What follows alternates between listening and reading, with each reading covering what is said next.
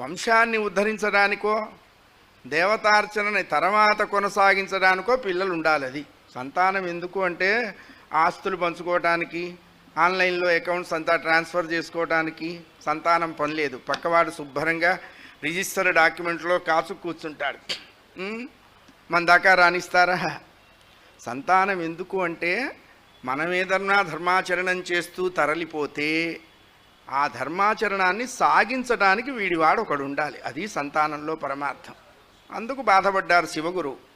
ఎందుకు అన్నారు? సంతానం 3 రకాలుగా ఉంటుంది అని చెప్పారు. భాగవతం అయితే 7 రకాలు అని చెప్పింది. అంత జోలి మనకక్కర్లా, 3తో సరిపెట్టుకుందాం. ఎవరి 3 అన్నారు?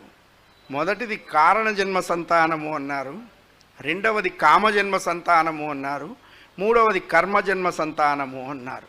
అందుకనే మొదటిది కలగటం కష్టం, 2, 3 ఆపటం కష్టం. కారణజన్ములు తొందరగా కలగరు. మనకి గడ్డి పెరిగినంత తొందరగా తులసి చెట్టు పెరుగుతుందా చెప్పండి? అట్లాగే కారణజన్ములు పరమాత్మ యొక్క కరుణాకిరణం చేతనే పెరుగుతారు. రెండవది కామజన్మ సంతానం, నోటు మీద వడ్డీ గట్టు మీద గడ్డి మనం అనుకోకుండానే పెరుగుతాయి. ఇక మూడవది కర్మజన్మ సంతానం. ప్రారబ్ధం చేత శారీరక వైకల్యము, మానసిక వైకల్యము, ఫిజికల్లీ ఆర్ మెంటల్లీ హ్యాండిక్యాప్డ్ అవుతారే పిల్లలు. ఆ పిల్లల వల్ల ఈ తల్లిదండ్రులకు లాభం లేదు సరిగదా, వీళ్ళు బతుకున్నంతకాలం వాళ్ళ యోగక్షేమాలు చూడాలి. అది కర్మజన్మ సంతానము అన్నారు. అందుకనే కారణజన్మ సంతానం భగవంతుడు అనుగ్రహిస్తే మాత్రమే కలుగుతుంది. బంగారానికే పరీక్షలు ఎక్కువ, బొగ్గుకు పరీక్ష ఉంటుంది. బొగ్గు చూడంగానే చెప్పచ్చు ఇది బొగ్గు అని.